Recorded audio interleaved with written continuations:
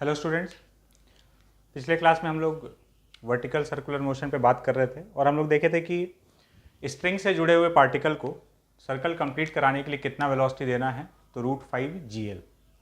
√5 GL पर वो circle complete कर लेगा।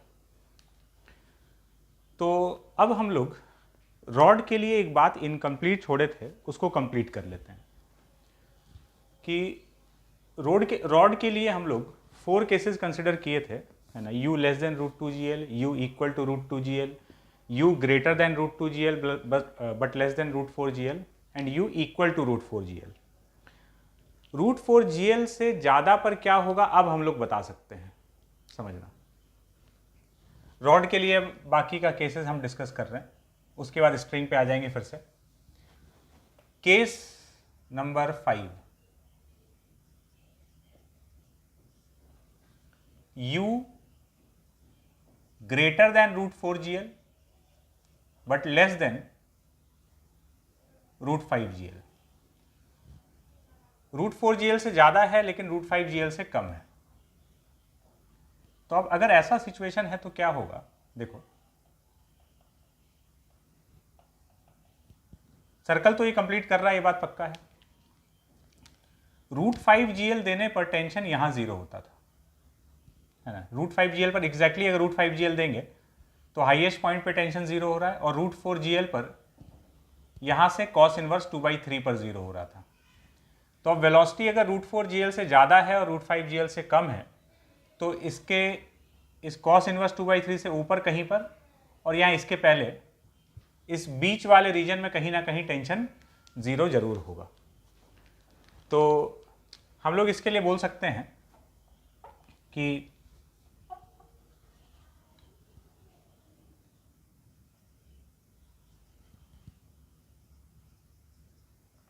Particle will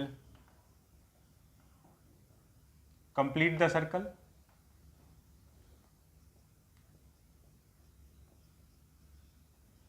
tension in the rod will be 0 before reaching highest point। Highest point पर पहुंचने से पहले कहीं ना कहीं एक जगह टेंशन 0 होगा। उसके बाद है case number 6, u is equal to √5 GL।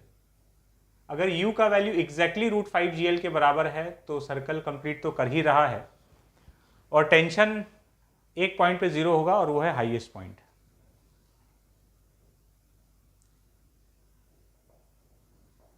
Particle will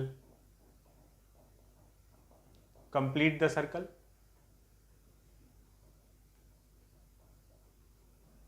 tension in the rod will be 0 at the highest point।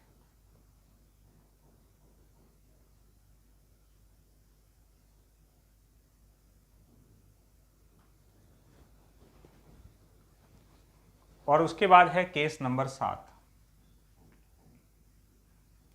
अगर u का वैल्यू √5 GL से भी ज़्यादा है तो particle will complete the circle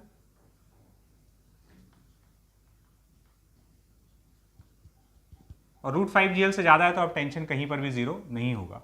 tension will not be 0 anywhere.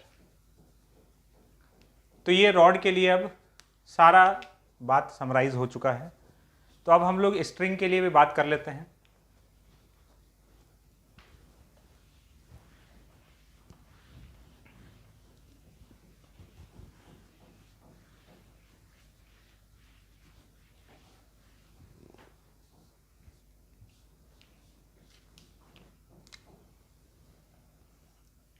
String के लिए अब सारा केसेस समराइज करें तो case 1, u less than √2 GL। √2GL से अगर स्पीड कम है, ये रस्सी है, तो हाईएस्ट पॉइंट के पहले ही कहीं रुक जाएगा, मतलब ये हॉरिजॉन्टल लेवल के पहले कहीं ना कहीं वेलोसिटी जीरो हो जाएगा। तो हॉरिजॉन्टल के पहले पहले तक टेंशन कभी जीरो नहीं हो सकता है, क्योंकि mg का तो एक कंपोनेंट इस तरफ आ ही रहा होगा, mg cos थीटा, जो कि टेंशन प्रोवाइड करेगा। तो हॉरिजॉन्टल के पहले पहले तक टेंशन जीरो होने का खतरा नहीं है। तो इसको अगर √2GL से कम देंगे तो ये ऐसे जैसे रॉड में होता है oscillatory motion,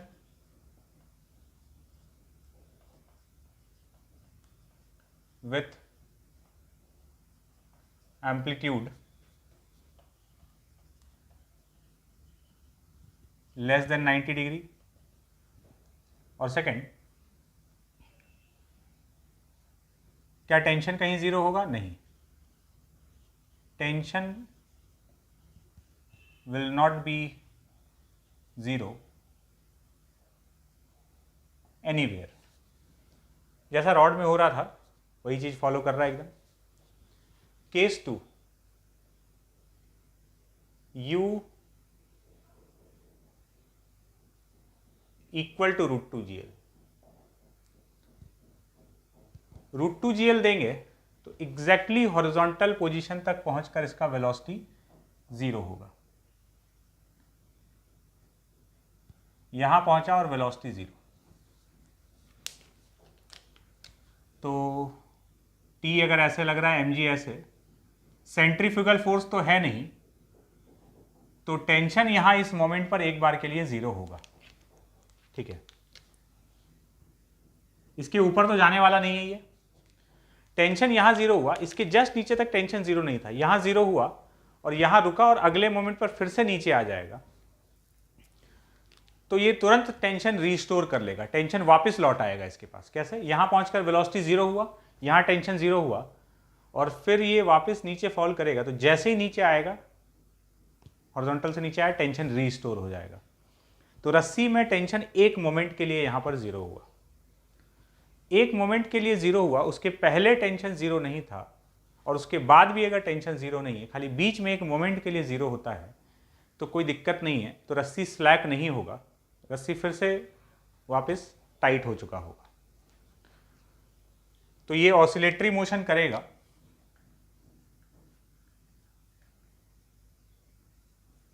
oscillatory motion with amplitude 90 degree, और tension will be zero when string becomes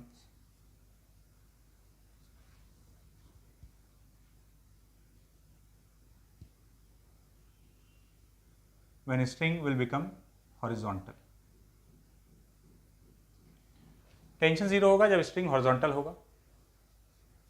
third case, अब यहां से यहां तक रॉड में देखोगे तो रॉड में और स्ट्रिंग में एग्जैक्टली सेम फॉलो हो रहा था, अब यहां से डिफरेंस आना चालू हो जाएगा थर्ड केस से। केस 3 क्या है? तो केस 3 है u ग्रेटर देन √2GL और इसका सर्कल कंप्लीट करने का वेलोसिटी है √5GL। तो greater than √2GL but less then √5GL।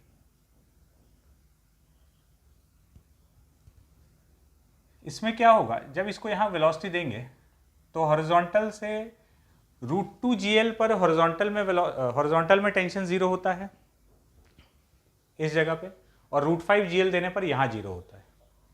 तो बीच में कहीं ना कहीं एक ऐसा जगह आएगा जहां पर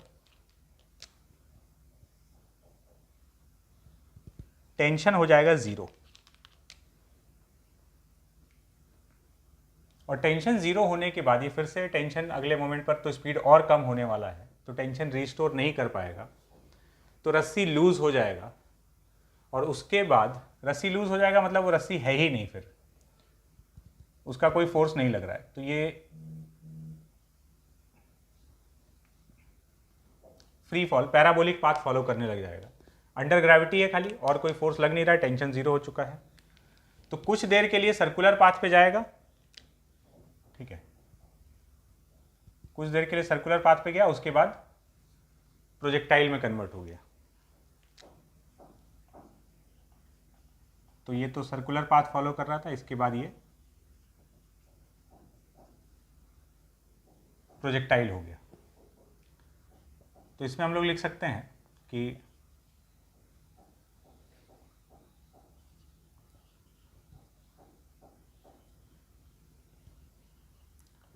particle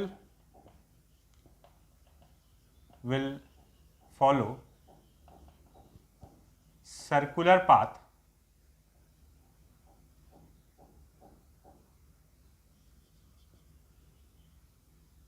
for some time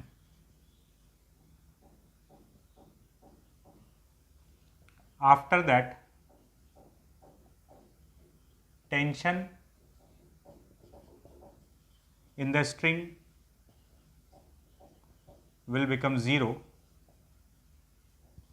and then particle will be falling under gravity। Falling under gravity मतलब खाली mg एक्ट कर रहा होगा, तो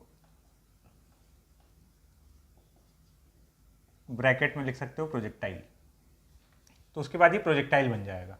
फिर उसके अब आगे का मोशन, फिर ये प्रोजेक्टाइल होगा, फिर कहीं ऐसे गिरते गिरते एक जगह पे रस्सी के लेंथ के बराबर जब ये डिस्टेंस होगा, कहीं गिरते गिरते फिर से रस्सी टाइट होगा, जर्क लगेगा, फिर अजीब सा मोशन हो जाएगा।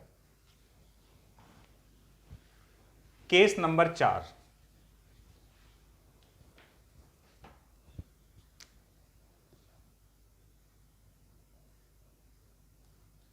u equal to √5gl। अब फिर से यहां से जैसा रॉड का केसेस था बिल्कुल वही चीज फॉलो करने लगेगा।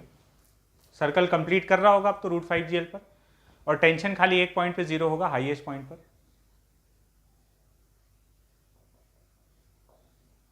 Particle will complete the circle,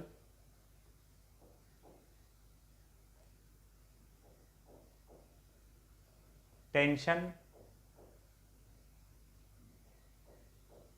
will be zero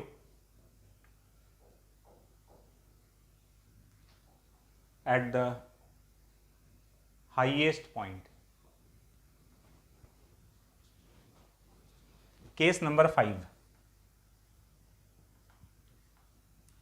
u greater then √5gl। अगर √5gl से ज़्यादा देंगे तो डेफिनेटली सर्कल तो कंप्लीट कर रहा है और टेंशन कहीं भी जीरो नहीं होगा। Particle will complete the circle, tension will not be zero anywhere। Circle complete कर रहा होगा और टेंशन कहीं पर भी जीरो नहीं होगा। तो ये हो गया रॉड और स्ट्रिंग के केसेस को समराइज कर लिए। अब हम लोग को ये याद रखना है, और अब कोई भी वेलोसिटी देगा ना, जैसे बोल दिया कि पार्टिकल को नीचे 10 मीटर पर सेकंड दे दिए हैं या 5 मीटर पर सेकंड दे दिए हैं, तो बस तुम ये देख लो √2gl का वैल्यू निकाल के रख लेना। √2gl कितना है, √5gl कितना है, √4gl कितना है। अब वो 10 मीटर पर सेकंड कौन से रेंज में आता है, या जो भी वेलोसिटी दिया है, पार्टिकल को नीचे जो वेलोसिटी दिया होगा वो इन तीनों से कंपेयर कर लेना कि कौन से रेंज में आता है, और ये देखते ही तुमको समझ में आ जाएगा कि अच्छा उस पार्टिकल के साथ क्या होने वाला है। अब वर्टिकल सर्कल में जितना भी केसेस है वो या तो रॉड वाला होगा या फिर स्ट्रिंग वाला होगा। चाहे वहां पर रॉड हो या ना हो, चाहे वहां पर स्ट्रिंग हो या ना हो, ये बात हम क्या बोले हैं फिर से सुनना। वर्टिकल सर्कल में अब जो भी हम लोग देखने वाले होंगे, है ना, वर्टिकल सर्कुलर मोशन का हर एक एग्जाम्पल, हर एक चीज या तो रॉड वाले केस को फॉलो करेगा या फिर स्ट्रिंग वाले केस को फॉलो करेगा। वहाँ पर रॉड हो ना हो, वहाँ पर स्ट्रिंग हो ना हो। मतलब देखो, वर्टिकल सर्कल में ऐसा भी सिचुएशन दे सकता है तुमको कि ये कैसे ट्यूब टाइप का है, ठीक है, वर्टिकल प्लेन में ये ट्यूब है,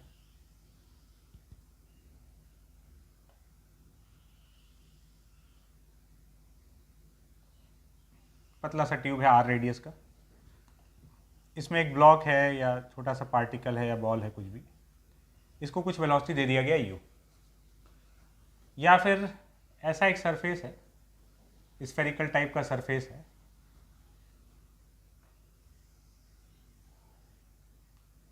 आर रेडियस का, और यहां पर एक पार्टिकल ब्लॉक कुछ भी है, इसको वेलोसिटी दे दिया गया यू। सर्कल कंप्लीट कराना है, मिनिमम वैल्यू ऑफ यू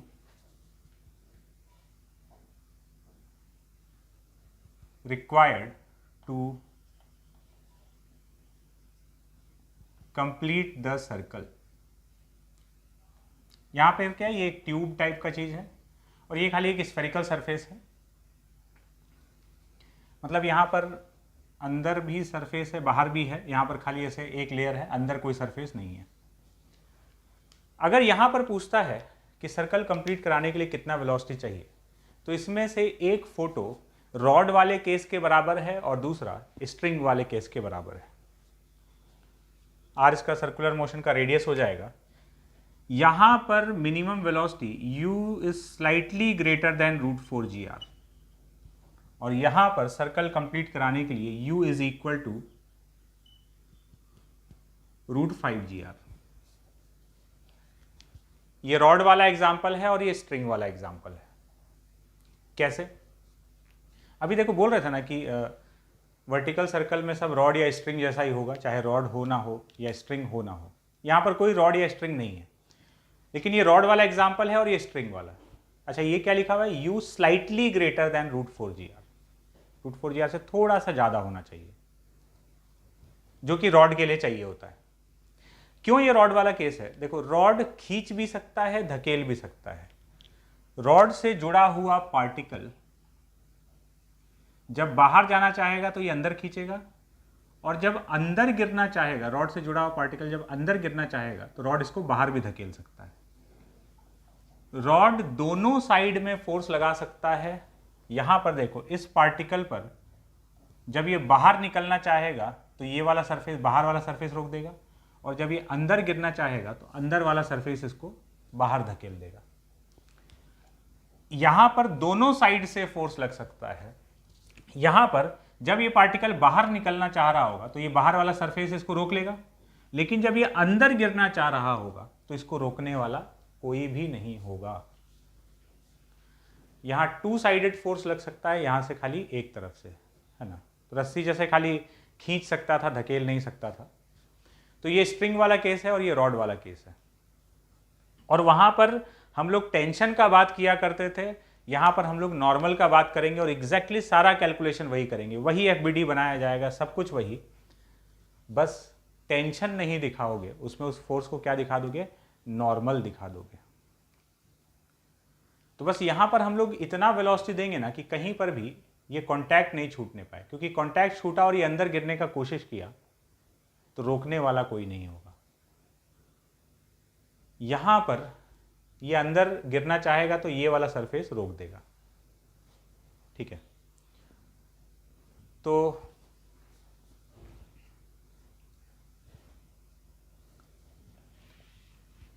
जो भी केस है सब रॉड या स्ट्रिंग वाला एग्जाम्पल होगा। अब इसमें देखना नॉर्मल किस तरीके से, जो 2 सरफेसेस है ना,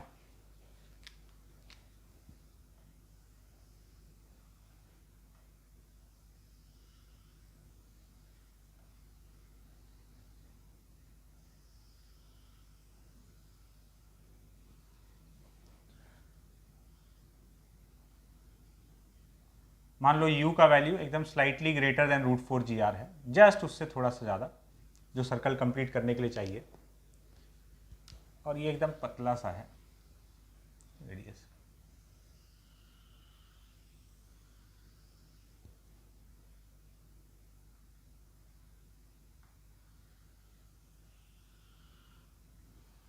तो पहले क्या होगा कि ये बाहर निकलना चाह रहा है, तो बाहर वाला सरफेस नॉर्मल देगा।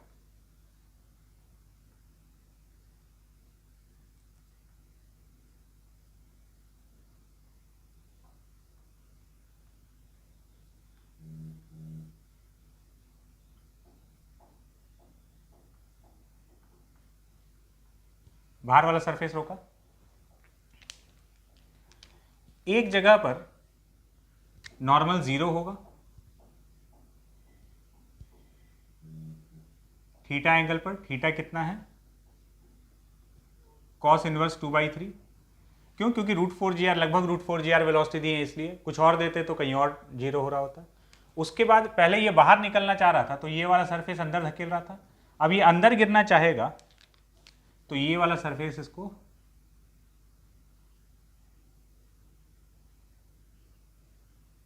बाहर धकेलेगा। तो कुछ इस तरीके से नॉर्मल एक्ट कर रहा होगा।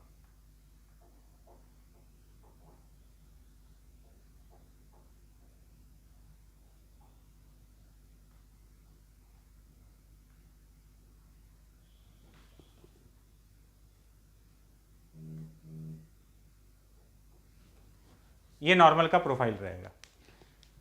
पहले कुछ समय तक बाहर वाला सरफेस जो है वो सपोर्ट दे रहा होगा, उसके बाद अंदर वाला सरफेस सपोर्ट दे रहा होगा। इसलिए ये वाला जो एग्जाम्पल है, ये बिल्कुल रॉड वाला एग्जाम्पल हो गया। दोनों तरफ से फोर्स लग सकता है। बात क्लियर है? और जैसे वहां पर टेंशन कैलकुलेट किया करते थे, बिल्कुल उसी प्रोसेस से यहां पर नॉर्मल कैलकुलेट किया जाएगा। एक क्वेश्चन करके देखते हैं।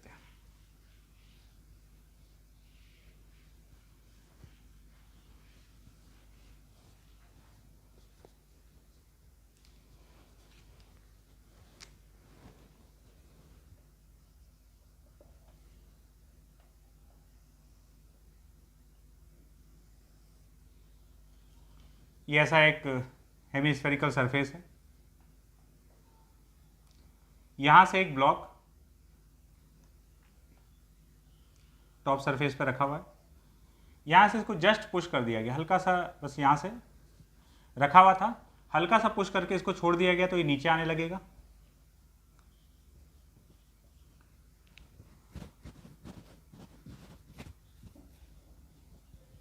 Find the angle with the vertical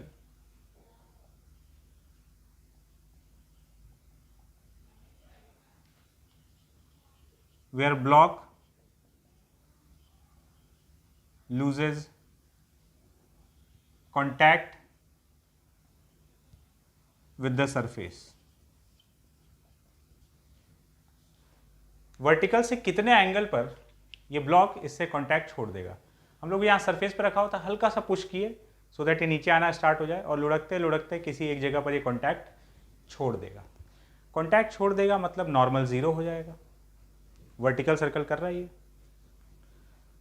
normal का वैल्यू कैलकुलेट करते हैं और फिर उसको 0 के बराबर कर देंगे, और यहाँ जो रिजल्ट आएगा वो रिजल्ट हम लोग को चौंका सकता है, अचंभित कर सकता है।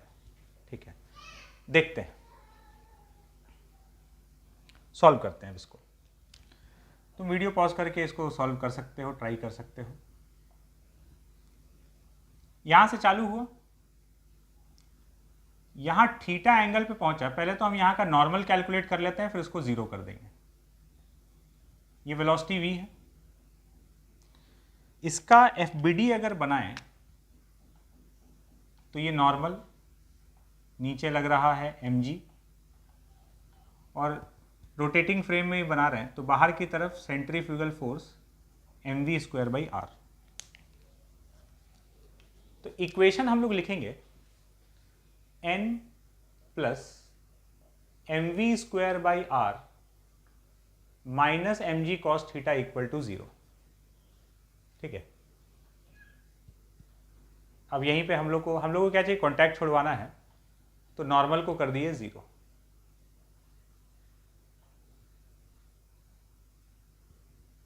नॉर्मल 0 कॉन्टैक्ट लूज करने के लिए। तो इसका मतलब M V square by R is equals to M G cos theta, V square is equals to R G cos theta. ये रिलेशन आ गया। दूसरा, हम लोग v का जो वैल्यू है ये तो अननोन है, एनर्जी कंजर्वेशन से निकालते हैं। तो अब हम एनर्जी कंजर्वेशन लगाकर v का वैल्यू निकाल लेते हैं, तो एक रिलेशन वहां से आ जाएगा।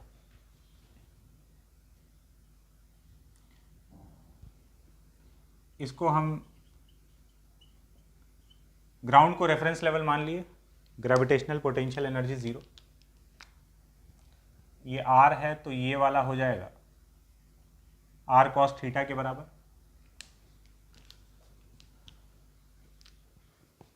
Mechanical energy conservation, initially block का पोटेंशियल एनर्जी r हाइट पे है, देखो तो mgr।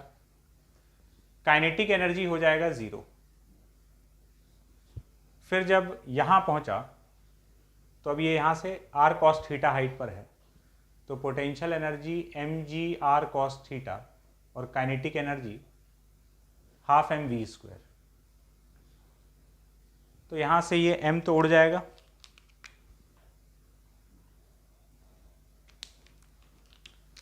To g r is equals to 2gr cos theta plus v square. तो वी स्क्वायर का वैल्यू आ गया 2gr minus 2gr cos theta. ये एनर्जी कंजर्वेशन से आ गया वी स्क्वायर का वैल्यू। दोनों से वी स्क्वायर को इक्वेट कर देते हैं। या तुम ये भी कर सकते थे कि नॉर्मल को यहाँ 0 नहीं रखते, नॉर्मल का एक्सप्रेशन बनाए, यहाँ से वी स्क्वायर निकाले, ये वी स्क्वायर इसमें पुट कर दिए, वी स्क्वायर इसमें पुट कर दिए तो नॉर्मल थीटा के टर्म्स में आ गया, और फिर नॉर्मल को 0 कर देते हैं, जैसे भी कर लो। तो इन दोनों से R G cos theta, V square के वैल्यू को इक्वेट कर रहे हैं। R G cos theta is equal to 2gr minus 2gr cos theta, 3gr cos theta is equal to 2gr। तो यहां से कॉस थीटा का वैल्यू आ गया 2/3, theta is equals to cos inverse 2/3।